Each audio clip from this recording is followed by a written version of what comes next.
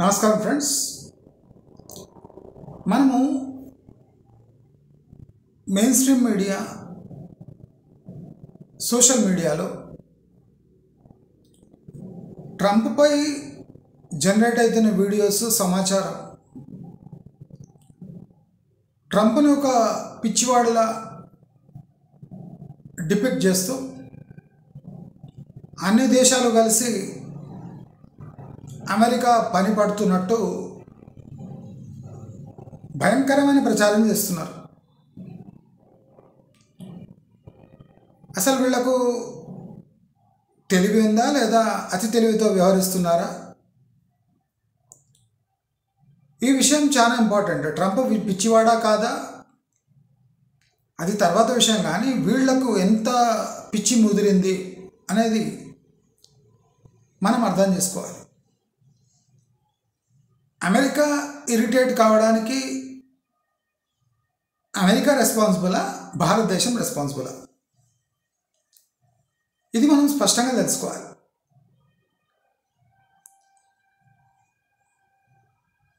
మన భారతదేశంలో ప్రాక్టికాలిటీకి తిరోధకాలు ఇచ్చి ఎమోషనల్ డిసిషన్ తీసుకునేది సర్వసాధారణంగా మారింది. బయట మనకు అందుతున్న సమాచారం ప్రకారం భారతదేశం అమెరికా వ్యూహాలను ధీటుగా ఎదుర్కొని తిప్పికొడుతుంది అని మనకు సమాచారం అందుతుంది. ఈ సమాచారంలో నిజం ఎంత ఉంది? సామాన్యులు ఈ విషయాన్ని ఎలా అర్థం చేసుకోవాలి? వాళ్ళు మీకు నేను స్పష్టంగా చెప్తాను. అప్పుడు మీకు భారతదేశం యొక్క పరిస్థితి మీకు క్లియర్గా అర్థమైపోతుంది. ఇప్పుడు అమెరికా తీసుకుంటున్న నిర్ణయాలు చాలా విపరీతంగా, అసహ్యంగా, దరిద్రంగా, బుర్రలేని ఒక వ్యక్తి అమెరికాను పాలిస్తున్నట్టు మీ అందరికీ అనిపిస్తుండొచ్చు బయట సమాచారం ఇది. ట్రంప్ ఒక CEO, రియల్ ఎస్టేట్లో బాగా పేరు గడించిన వ్యక్తి. అమెరికన్ బిజినెస్ ఆయనకు బాగా తెలుసు. మనం ఒకటి గమనించాలి, బ్లాక్ అండ్ వైట్గా ఆలోచించాలి. మొన్నటి వరకు అమెరికా బూట్లు నాకడం ఒక్కటే తక్కువ ఉన్న మనం సడన్గా షూర్ వీర్లమైపోయి, చిన్న కేశవరెడ్డిలు అయిపోయి, కత్తి తిప్పుతూ సీమ పౌరుషంతో అమెరికాపై వ్యాఖ్యలు చేయడము అంత మంచిది కాదు. ఇప్పుడు కూడా లక్షల సంఖ్యలో అమెరికా బూట్లు నాకడానికి భారతదేశ పౌరులు సిద్ధంగా ఉన్నారు. ట్రంప్ ఎంత దౌర్భాగ్యమైన, దరిద్రమైన నిర్ణయాలు తీసుకుంటుంటే అమెరికన్ ఇండియన్స్ ఎందుకు స్పందిస్తలేరు? ఎందుకు చెప్పండి? ఇప్పుడు భారతదేశంలో ఏమో ట్రంప్ టారిఫ్లు అన్యాయం, అక్రమం, బుర్రలేని నిర్ణయం అని మనం చెప్తున్నాం కదా. మన భారతీయులు అమెరికాలో ఉన్న వాళ్ళు మొత్తం మూసుకొని కూర్చున్నారు. ఎందుకని? వాళ్ళ ప్రెసిడెంట్ పిచ్చోడనా? వాడికి బుర్ర లేదనా? ఇండియన్స్ అన్నీ మూసుకొని ఎందుకు కామ్గా ఉన్నారు? ట్రంప్ దూకుడు వెనుక మన ఇండియన్సే ఉన్నారు. మన ఇండియన్స్కి అర్థమవుతలేదు. మోదీకి అర్థమవుతుంది, అజిత్ దోవల్కి అర్థమవుతుంది, జయశంకర్కి అర్థమవుతుంది, కానీ సామాన్య ప్రజలకు అర్థమవుతలేదు. ట్రంప్ దూకుడు వెనుక మన భారతీయులే ఉన్నారు.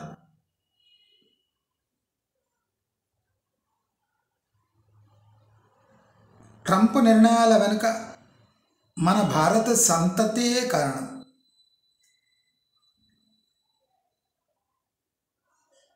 Modi make in India, stand up India, sit India, shit India అంటే అబ్బో మోదీ బలోపేతమైన నిర్ణయాలు, ధైర్యంతో మన ఇండియాని ఆత్మనిర్భర్ చేయాలని పాటుపడుతున్నాడని ఒకటే డబ్బాలు కొడుతుంది.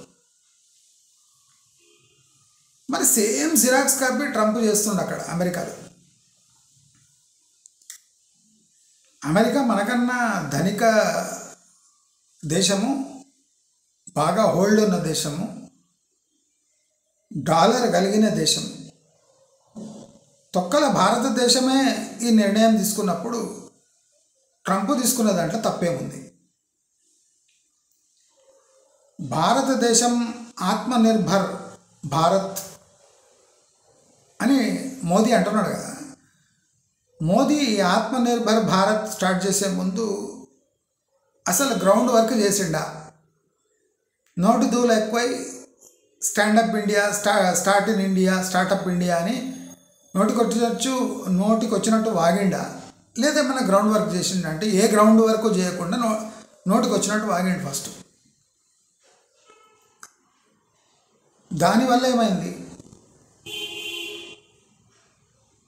జనాలు మేక్ ఇన్ ఇండియా కరెక్టే, ఆ మాటలన్నీ కరెక్టే. Make in India, stand up India, sit India, shit India ఇవన్నీ కరెక్టే.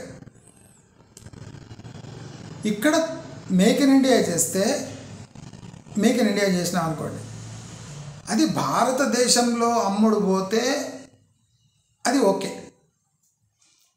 భారతదేశం బయట ఎక్స్పోర్ట్ చేయడం పోతే గిట్టుబాటు కాదు. ఎందుకు కాదు? ఇండియాలో ఉన్న లేబర్ రేట్స్ అట్లున్నాయి. అంటే లేబర్ రేట్స్ని తట్టుకొని ఆ ప్రైస్ ఎక్స్పోర్ట్ కాంపిటేటివ్ కాదు. ఇది ప్రాక్టికలీ భారతదేశం ఫేస్ చేస్తున్న problem. Make in India, stand up India ఇవన్నీ చేస్తే భారతదేశం చాలా సవాళ్ళు ఎదుర్కొంటుంది. ఇప్పుడు నోటికి వచ్చినట్టు మేక్ ఇన్ ఇండియా అనేసిండు, ప్రోగ్రెస్ పెద్దగా కనిపిస్తలేదు. ఎందుకు కనిపిస్తలేదు అని చిన్న చిన్న వస్తువులు తయారు చేసే దాంట్లో మేక్ ఇన్ ఇండియా, కానీ సఫిస్టికేటెడ్ ఏదన్నా ఎయిర్ క్రాఫ్ట్స్, పెద్ద పెద్దవి ఏమన్నా టెక్నాలజీతో సంబంధించినవి ఏమైనా చేయాలంటే ప్రాబ్లం ఎక్కడ వస్తుంది ఇండియాకి అంటే టెక్నాలజీ లేదు, వాగుడు మాత్రం ఉంది. Make in India, stand up India, sit India ఇవన్నీ ఉన్నాయి. ఫైనాన్స్ కూడా ఇస్తాడు, టెక్నాలజీ లేదు. ఏం చేయాలి? టెక్నాలజీ ఇచ్చి నీ ఫ్యాక్టరీ పెట్టి ఇక్కడ తయారు చేసి అది ఎక్స్పోర్ట్ చేయాలి. ఎవడు ఏండ్లకు కష్టపడి టెక్నాలజీ డెవలప్ చేసి నీ ముదనష్టపు మేక్ ఇన్ ఇండియా క్యాంపెయిన్కి వాళ్ళు ఎందుకు డొనేట్ చేయాలి? మొన్న ఫ్రాన్స్ అదే అడిగింది భారతదేశాన్ని, మా సోర్స్ కోడ్ నీకు ఎందుకు ఇవ్వాలి అంటే ఇంటిగ్రేషన్ ఆఫ్ వెపన్స్ అన్నది. మీరు మీ డీల్లో మాకు ఎయిర్ క్రాఫ్ట్ అడిగినరు కానీ transfer of technology are source code అడగలేదు. మీకు ఏదైనా వెపన్స్ ఇంటిగ్రేషన్ కావాలిస్తే మేము చేసిస్తామని రఫేల్. దానికి భారత్ ఒప్పుకోలేదు. భారత్ ఏమన్నది, మేము రష్యన్ ఇవి కొంటాము, Su-35 ఏముంది కదా అది కొంటాము, మేము మీ దగ్గర తీసుకోము ఎందుకంటే సోర్స్ కోడ్ ఇస్తలేరు కదా అన్న. రఫేల్తో ఆత్మీయ సంబంధం ఉన్న మోదీ సోర్స్ కోడ్ విషయంలో ఏం చేయలేకపోయాడు. అంటే ఒక సోర్స్ కోడ్ ఇవ్వకపోతే ఫ్యూచర్లో ఇండియా ఆర్డర్స్ ఇవ్వదు అని ఫ్రాన్స్కి తెలుసు, అయినా గట్టిగా అడ్డుకుంది. దానివల్ల నష్టపోయింది ఎవరిప్పుడు భారతదేశం. ఎవడైనా ఏమైనా ఆవాజ్ చేస్తుండా? లేదు, చేస్తలేడు.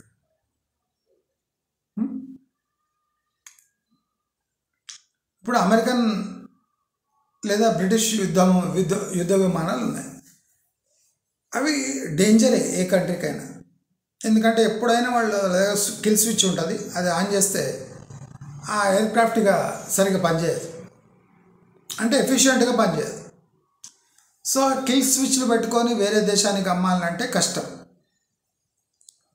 అంటే భారతదేశం మేక్ ఇన్ ఇండియా చేసిన టెక్నాలజీ ట్రాన్స్ఫర్తో సహా మేక్ ఇన్ ఇండియా అంటారు. వాళ్ళు ఏమంటున్నారంటే టెక్నాలజీ మాది, అన్నీ మాది, మీ భారతదేశంలో మేము ఎందుకు పెట్టాలి అంటే, భారతదేశం ఏమంటుందంటే మీరు మా దేశంలో పెడితేనే మేము తీసుకుంటాం. అంటే టెక్నాలజీ తేవాలి, మెషినరీ తేవాలి, స్కిల్డ్ మ్యాన్ పవర్ తేవాలి, తెచ్చి ఇక్కడ లేబర్ని యూజ్ చేసుకొని ఆ ఎయిర్క్రాఫ్ట్ ఇక్కడ తయారు చేసి అగ్వాల వీళ్ళకి ఇవ్వాలి. మీరే చెప్పండి, మీరు భారత ఇతర దేశం అయితే మీకు ఒళ్ళు మండదా? ఇక్కడ ప్రాబ్లం ఏమంటే ప్రపంచ ఇతర దేశాల దగ్గర ఆ స్థాయిలో డబ్బులు లేవు, ఆ స్థాయిలో అప్పులు కూడా పుట్టవు. కానీ భారతదేశానికి అప్పులు పుడతాయి, ధన ప్రవాహం ఉంది. ఇదొక్కటే అడ్వాంటేజ్. అంటే చదువు లేదు, సంధ్య లేదు, జ్ఞానం లేదు, పాపులేషన్ ఉంది. పాపులేషన్ కూడా మన చీప్ పాపులేషన్ ఉందా అంటే లేదు. లేబర్ రేట్లు కూడా చాలా ఎక్కువ ఉన్నాయి ఇక్కడ చైనాకు కంపేర్ చేస్తే. మరి ఈ ముదనష్టపు కళ కోసం ఏదైనా దేశం పెట్టుబడి పెట్టాలంటే technology, machinery, initial high skilled man పవర్తో సహా ఇండియాలో దిగాలి. ఇది భారతదేశపు ప్రాక్టికల్ పరిస్థితి. అంటే ఇంత వీక్నెస్ తెలిసిన ఒక అమెరికా భారతదేశాన్ని ఈజీగా వదిలిపెడుతుందా? భారతదేశం 2-3 దశాబ్దాలుగా అమెరికాని నాకేస్తూ ఉంది. ట్రంప్ కాదు, ప్రతి ప్రెసిడెంట్ మొత్తుకుంటున్నారు హై టారిఫ్స్ ఉన్న ఇండియాలో అమెరికన్ ప్రోడక్ట్స్ మీరు అలౌ చేయరు, కానీ అమెరికా మీద పడి మీ భారతీయులు తింటున్నారు కదా, మరి ఇది ఎంతవరకు న్యాయం అన్నారు. అంటే భారతదేశానికి ఇబ్బంది పడకుండా అమెరికా లక్షల మందికి ఆశ్రయం కల్పించి, అక్కడ పని కల్పించి, పోషించి, ఇప్పుడు ఏడాదికి ఒక $1,50,000 పర్ యానం యావరేజ్ ఇన్కమ్ సంపాదించే ఇండియన్ అమెరికన్స్ అమెరికాలోనూ టాప్ ఎర్నింగ్ పీపుల్. అంటే మీ బర్డన్ అంతా మేము మోస్తున్నాం, మీకు కాలేజ్ ఎడ్యుకేషన్ ఇప్పిస్తున్నాం. ఆ కాలేజ్ ఎడ్యుకేషన్ తర్వాత ఎవరు ఇండియాకి వస్తలేరు, అందరు ఇక్కడనే సెటిల్ అవుతున్నారు. అంటే నీ భారతదేశం యొక్క బర్డన్ మేము మోస్తున్నాం. అదే కాకుండా ఇక్కడ వాళ్ళు బాగానే సంపాదిస్తున్నారు. మేమేం అడుగుతున్నాము, నువ్వు రష్యా దగ్గర అక్కడిక్కడ ఇవన్నీ చేసే బదులు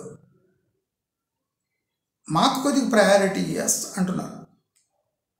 ప్రయారిటీ రూపంలో అమెరికా ఏమడుగుతుంది, వాళ్ళ agri products plus meet industry. అంటే అమెరికాలో అమ్ముడు పోని వస్తువులు మీరు భారతదేశంలో తింటున్నారు కదా, తాగుతున్నారు కదా, అవి మేము మీకు పంపిస్తామంటున్నారు చీప్లా. ఇప్పుడు చికెన్ వింగ్స్ ఉన్నాయి, అది అమెరికాలో తిన్నారు, ఓన్లీ మెయిన్ బాడీ పార్ట్ తింటారు, కానీ ఈ చికెన్ వింగ్స్ తిన్నారు. చికెన్ వింగ్స్, చికెన్ లెగ్స్ ఇవన్నీ అతి తక్కువ ధరలో మేము ఇండియాకు పంపిస్తాం. ఎందుకంటే ఇక్కడ క్రేజ్ చూస్తున్నారు, బిర్యానీలు అవి ఎక్కడ చూసినా chicken consumption. America chicken legs, chicken wings పంపిస్తే భారతదేశంలో చికెన్ రేట్లు ఏం లేదైనా ₹80, ₹90 వచ్చేస్తాయి కేజీ. అప్పుడు ఇక్కడ టోటల్ ఇండస్ట్రీ మటాష్ అయిపోతుంది. అంటే ఇక్కడ చికెన్ వింగ్స్కి, లెగ్స్కి ఉన్న డిమాండ్ యుఎస్లో లేదు. యుఎస్లో దాని వాల్యూ జీరో అనే కొద్దిగా meet industry, dog food industry అవన్నీ యూజ్ చేసుకుంటారు, కానీ డ్రై మీట్ ఇండస్ట్రీ. అంటే భారతదేశానికి 140 కోట్ల పాపులేషన్కి తగిన మేము మీట్ సప్లై చేస్తాం, అట్లీస్ట్ అవన్నీ తీసుకోండి అంటే అవి కూడా తీసుకుంటలేదు ఇండియా. ఇప్పుడు అమెరికా దేనికి ఫేమస్ అంటే ఆటోమొబైల్ ఇండస్ట్రీకి ఫేమస్. ఆటోమొబైల్ ఇండస్ట్రీకి ఇండియా బద్ధ వ్యతిరేకి.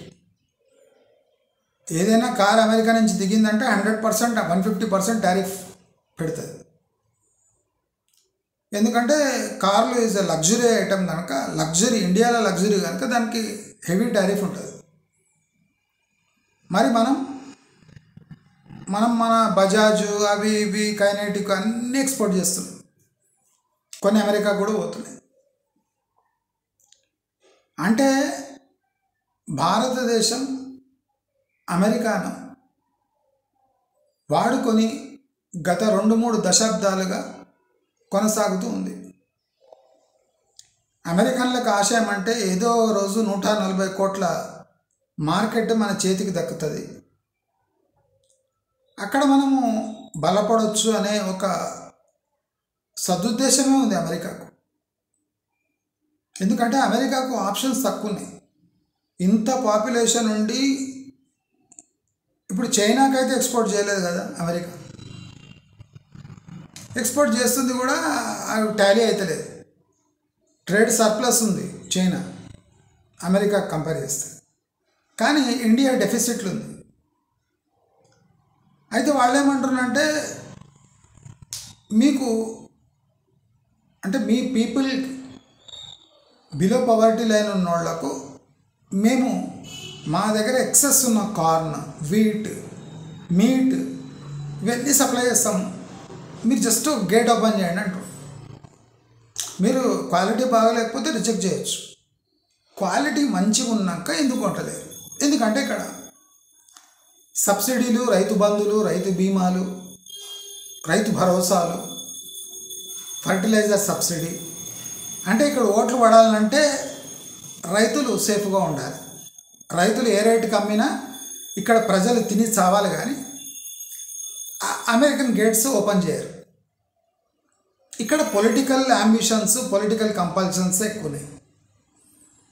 ట్రంప్ ఏమంటుండంటే మీరు పొలిటికల్ కంపల్షన్స్ వల్ల వరల్డ్ ట్రేడ్ ఆర్గనైజేషన్ రూల్స్ అన్నీ బ్రేక్ చేసి ఫార్మర్స్కి, ఇండస్ట్రీకి సబ్సిడీలు ఇచ్చి, అంటే అన్రియలిస్టిక్గా మీరు ప్రైస్ బేస్ మెయింటైన్ చేసి, ఎక్కడ ప్రైజెస్ ఎక్కువ ఉన్నాయో అక్కడనే ఎంటర్ కానివ్వండి, ఎక్కడ ప్రైజెస్ తక్కువ ఉన్నాయో అక్కడనే ఎంటర్ కానివ్వండి.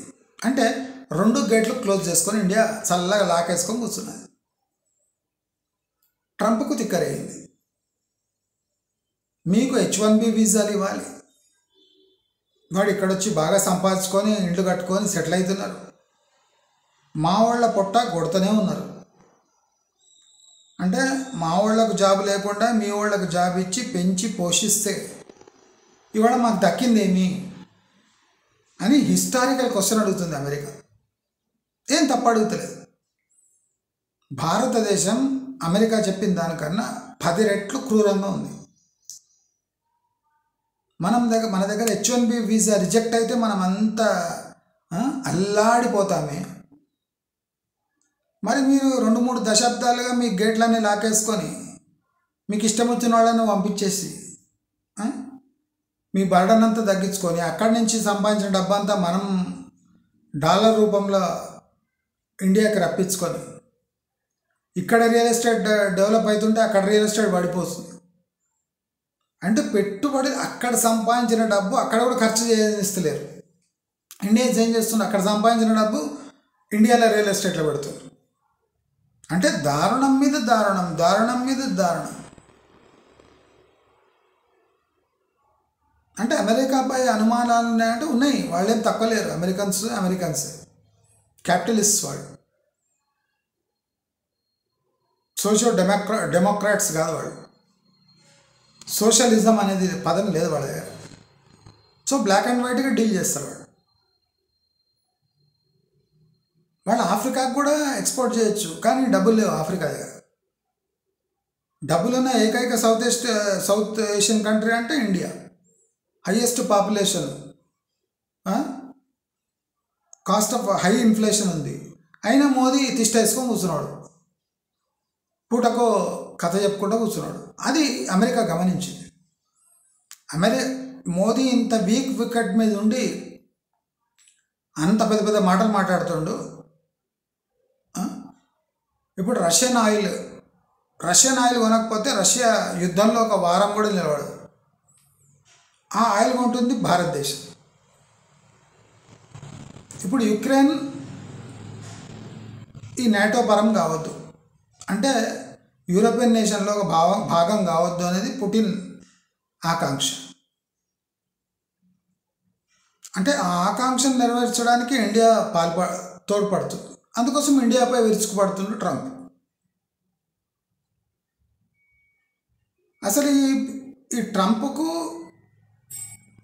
ఈ జర్మన్ కంట్రీస్కి లేదా యూరోపియన్ కంట్రీస్కి అవినాభావ సంబంధం ఉంది. ఈ యూరోపియన్ నేషన్ కంట్రీస్తో వాళ్ళు సత్సంబంధాలు పెట్టుకుంటే రష్యాని అంటే కంట్రోల్ చేయొచ్చు. ఇప్పుడు ఇండియా చూడండి, ఆయిల్ తప్ప రష్యాతో ఏం పని లేదు మనకు. అక్కడ పాపులేషన్ లేదు, మన ప్రోడక్ట్స్ అమ్ముడుపోవు. అంటే మనం కొనుక్కోవడం తప్ప రష్యా మనకి ఇచ్చేది, మనం రష్యాకి అమ్మేది ఏం పెద్ద లేదు. Not a significant some. కానీ మన లింక్ చైనాతో చాలా డీప్గా ఉన్నాయి. చైనా దగ్గర మనం రా మెటీరియల్ తీసుకుంటాం, ఫినిష్డ్ గూడ్స్ చేసి ఎక్స్పోర్ట్ చేస్తాం. చైనా అక్కడ నొక్కేసిందంటే మన మ్యానుఫ్యాక్చరింగ్ ఇండస్ట్రీ మొత్తం కుప్పకూలుతుంది. అందుకోసం మోదీ ఆల్రెడీ మెత్తబడ్డాడు చైనా విషయంలో. గిల్వాన్ అంతా అటకెక్కిచ్చేసిండు. అంటే చైనాతో ఫ్లెక్సిబుల్ ఉండగల మోదీ అమెరికాతో ఫ్లెక్సిబుల్ ఎందుకు ఉండలేకపోతున్నాడు అని అమెరికా అడుగుతుంది. నువ్వు ఫ్లెక్సిబుల్గా ఉండంటుంది. మేక్ ఇన్ ఇండియా చేసుకో, మేడ్ ఇన్ ఇండియా చేసుకో, మేము కూడా వస్తాం మేక్ ఇన్ ఇండియాకి అంటుంది అమెరికా. మీరు కూడా ఫ్యాక్టరీలు పెట్టండి అమెరికాలో అంటుంది. ఇండియా ఎందుకు పెడుతుంది ఫ్యాక్టరీ? కాస్ట్ ఎక్కువ అవుతుంది, పెట్టదు. మమ్మల్ని పెట్టని అంటారా అంటే నేను ఎఫ్డిఐ రూల్స్ ఒప్పుకోవు, మీరంతా పేటెంట్ హక్కులు కదా అంటే పేటెంట్ ఉన్న ప్రోడక్ట్స్ ఇండియాలో మ్యానుఫ్యాక్చర్ కావద్దు. వాళ్ళ టెక్నాలజీ తీసుకొని మనం ఆ ప్రోడక్ట్ తీసుకొని దానికి వేరే బ్రాండ్ పెట్టేసి మనం వేరే కంట్రీస్కి అమ్ముకునే సౌలభ్యం కనిపించాలి. అంటే ఎంత దారుణమైన ఆలోచనలు ఉన్నాయి చూడండి ఇండియాకు. మళ్ళీ ఏం చేస్తారు, పావురాలు ఎగిరిస్తారు వీళ్ళు ఇండియా వాళ్ళు. చూసిండ్రా ట్రంప్ పిచ్చోడు అయిపోయాడు, పిచ్చనా కొడుకు. ట్రంప్ చేసిన ప్రాబ్లం ఒక పెద్ద తప్పిదం ఏమంటే బేసిక్ ఇన్ఫ్రాస్ట్రక్చర్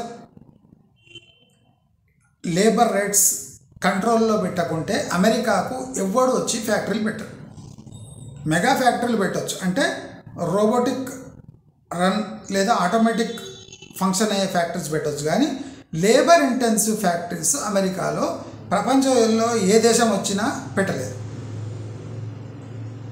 అంటే ఈ సూక్ష్మం గ్రహించని ట్రంప్ అందరినీ పిలుస్తుండ్రు, రండి ఫ్యాక్టరీలు పెట్టండి. ఫ్యాక్టరీలు పెడితే అక్కడ లోకల్ కన్జంప్షన్ అంత లేదు. ఇంపోర్ట్ బేస్డ్ కన్జంప్షనే ఇప్పుడు ఎక్సెస్ అయిపోయింది అమెరికాకు. అంటే ఇంపోర్ట్ చేసుకుంటుంటే తిని బలుస్తున్నారు అక్కడ జనాలు. అంటే ఇంపోర్టే మస్తు అయిపోతుంది వాడు మళ్ళీ మేక్ ఇన్ అమెరికా చేస్తే ఇంపోర్ట్ కన్నా చీప్ దొరుకుతాయా? దొరకవు. మళ్ళీ మేక్ ఇన్ అమెరికా థీమ్ ఏమి అంటే డొనాల్డ్ ట్రంప్ అమెరికాని ఏకాకి చేసి ఆడుకునే కుట్రను ఎదుర్కోవడానికి ఈ టారిఫ్స్ ప్రవేశపెట్టాడు. టారిఫ్ చాలా మంచిది, అమెరికాకు కొద్దిగా మంచిది టారిఫ్. ఎందుకు అంటే ఏకఛత్రాధిపత్యం ఉన్న ఇండియన్ గూడ్స్కి కౌంటర్ చేయడానికి ఇండియన్ గూడ్స్పై టారిఫ్ పెంచితే చిన్న చిన్న దేశాలు ఇక అమెరికాకి ఎక్స్పోర్ట్ చేయడానికి ధైర్యం చేస్తాయి. చిన్న కంట్రీస్ కూడా ఇక అమెరికా వైపు చూస్తాయి. ఇప్పుడు ఇండియా లాంటి దేశాలు కొన్ని గూడ్స్పై ఆధిపత్యం ఉంది వాళ్ళకు. వేరే వాళ్ళని రానియరు, అమెరికా వాళ్ళని తిననియరు. ఇప్పుడు అమెరికా ఏం చేస్తుందంటే టారిఫ్ ఇంక్రీజ్ చేస్తే ఇండియా కొద్దిగా రిస్ట్రిక్టెడ్ అవుతుంది. ఇండియన్ గూడ్స్ కూడా ఎక్స్పోర్ట్ చేయొచ్చు, ఇట్లా పాకిస్తాన్ చేసినట్టు via Dubai, via Kuala Lumpur, via Bangkok ఇట్లా రావచ్చు. అంటే Indian basmati rice via Dubai పోవచ్చు, Indian basmati rice via Saudi వెళ్ళిపోవచ్చు, Indian basmati rice via Japan వెళ్ళిపోవచ్చు, కానీ ఇండియా నుంచి డైరెక్ట్ తీసుకోవద్దు. అందుకోసం టారిఫ్ విధించి, ఈ టారిఫ్ వల్ల నష్టపోయేది ఇనీషియల్గా యుఎస్ సిటిజన్స్. అక్కడ ఇన్ఫ్లేషన్ పెరిగిపోతుంది.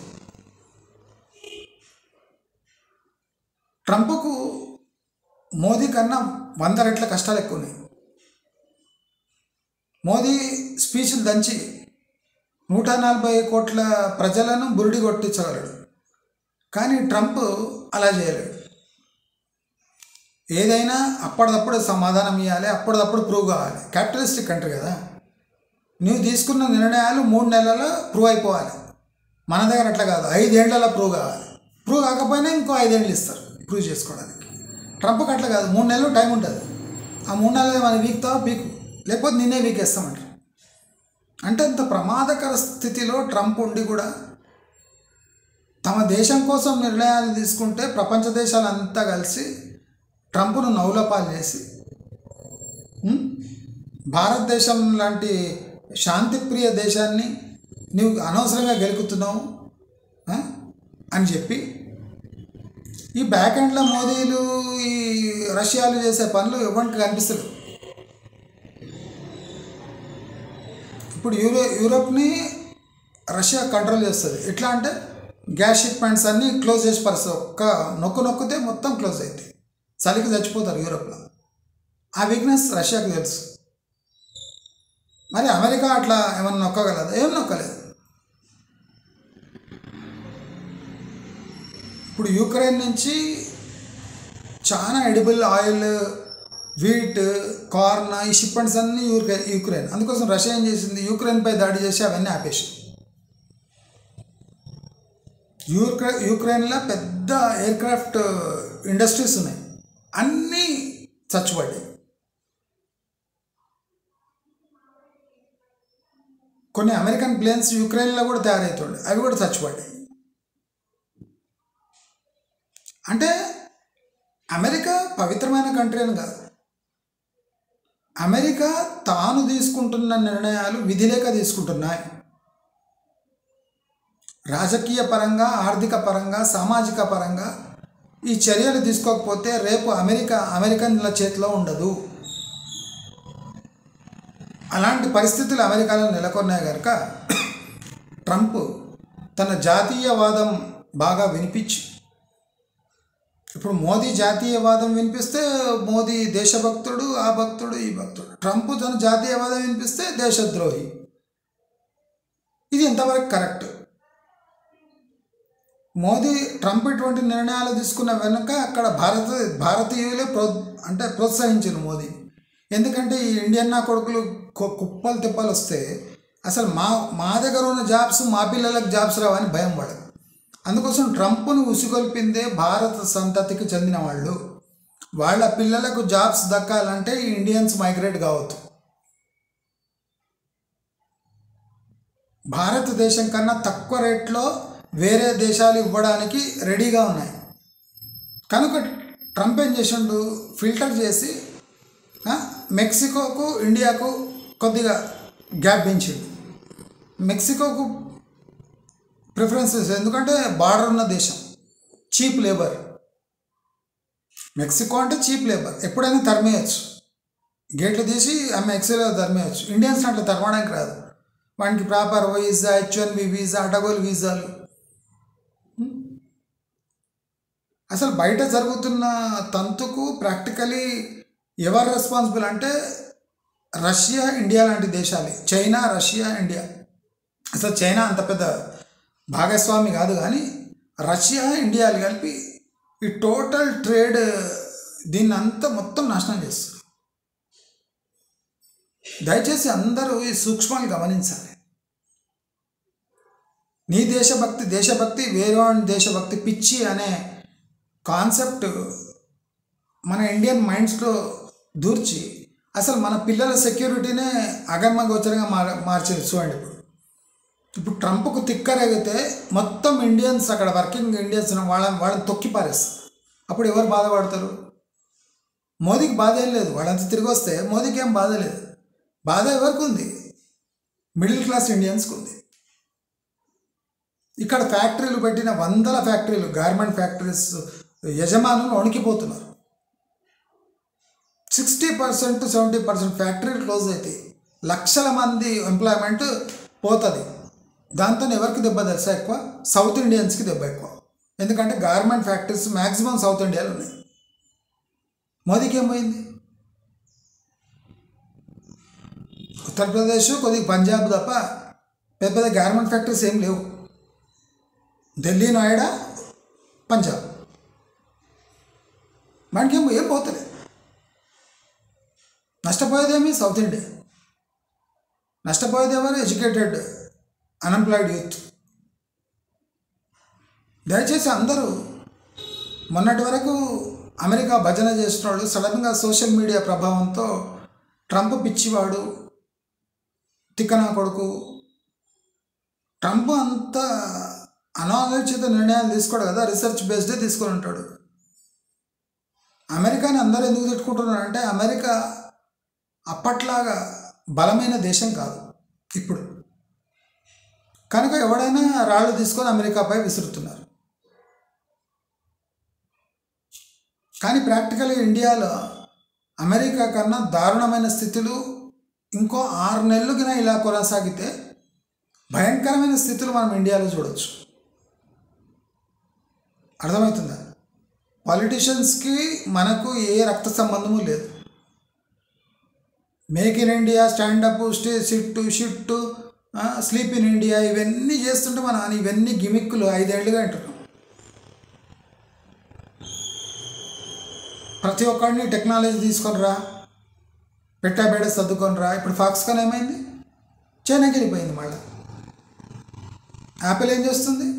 అమెరికాలో మ్యానుఫ్యాక్చరింగ్ పెడుతుంది. China, America. చైనాలో ఏమన్నా అయితే ఏం ప్రాబ్లం లేదు అమెరికన్స్కి. ఇండియాలో పెడితే ప్రాబ్లం. ఎందుకంటే చైనాతో వాళ్ళ ఎక్స్పోర్ట్స్, ఇంపోర్ట్స్ నడుస్తూనే ఉంటాయి. కానీ ఇండియా అట్లా కాదు. ఇండియా మొత్తం భోగాన ఖాళీ చేసి నాకడానికి అమెరికాకు ఖాళీ భోగాన్ని ఇస్తుంది. ఉన్నది నాకాటది.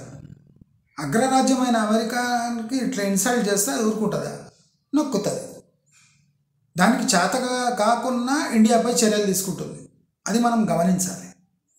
అంటే కసితోని ఇండియా మీద విరుచుకుపడుతుంది అమెరికా. దీనికి బలమైన కారణాలు ఉన్నాయి.